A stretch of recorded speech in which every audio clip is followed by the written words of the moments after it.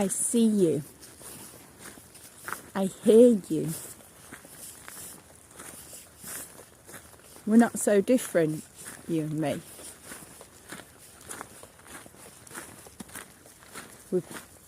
We're very powerful beings. We have so much power within us if we can just tune into it. You too can live your authentic life. No matter how much pain you're in, no matter how much suffering, you can live your truth. You can learn to live your truth. It just takes a little bit of rewiring, you know. The rewiring I'm on about is our brains and neurons which fire together, wire together. So by building conscious habits that are healthy, by being conscious of our behaviours, when being conscious of our thoughts, we're able to rewire our brain so that we're coming out of our state of fear and coming into a state of more peace and being able to just be, instead of living from a place where we're full of worry and anxiety and we're stressed. It's really important that we learn how to get out of our survival brains.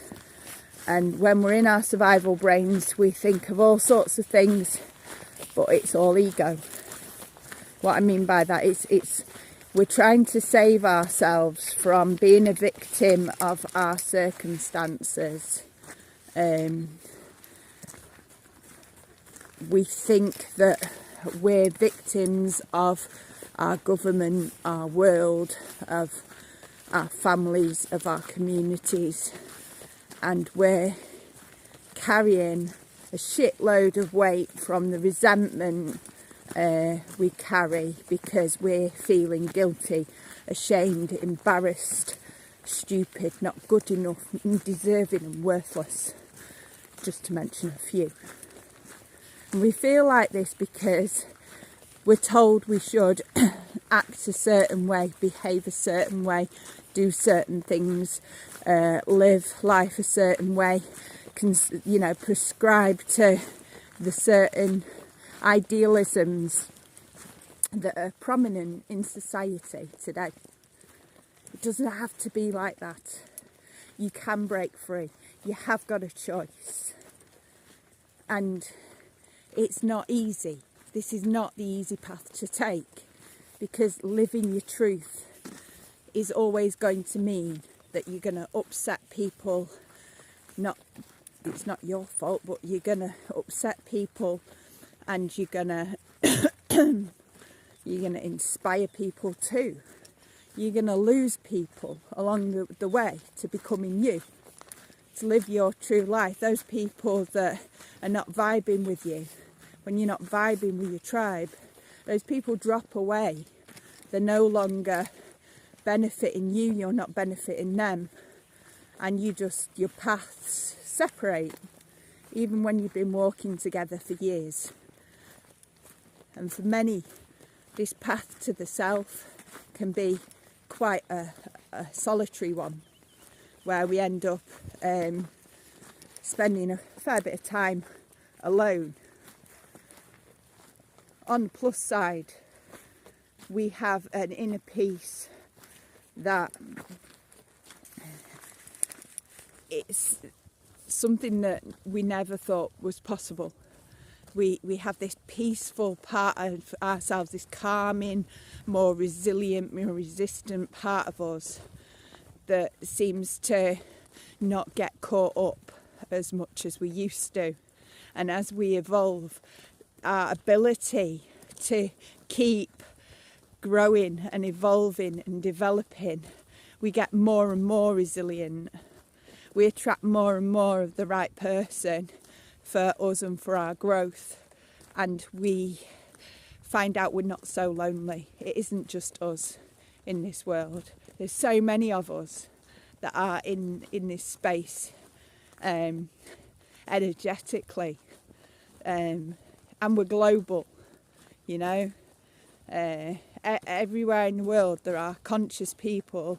Well, we're all relatively conscious to a certain percent, but the more of us who have a deeper sense of awareness, self-awareness, we don't walk around going, we are awakened beings, you have to follow us. No, we don't do that. And I certainly am not awakened. Those that are the wise ones that I choose to follow and communicate with, and are often those that don't say too much, but when they do say something, it's like, wow, you know. Or when they say something, their statement or whatever is showing us where we need to do the work and bringing truth and light to a situation, and really helping us to reflect and grow. So I see you and I hear you, and I'm aware of the deep suffering that you are experiencing, and it sucks. It sucks so bad. And I know the suffering that I had when I was not at this state of awareness. Now, I ain't perfect, I ain't no saint, and I swear, and I live life and have my ups and downs and struggles and stuff just like everyone else, you know. I'm not immune to these things, but I contain a peace and a state of being now that I thought was impossible. And I have a state of understanding that I never thought existed.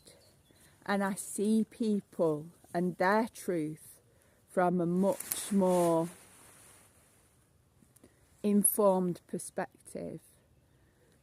And because of that, I don't get caught up half as much or 3/4 as much as I ever used to. And I did, believe me, get caught up. I used to get so fired up and angry. Now, I'm not fired up and I'm not angry.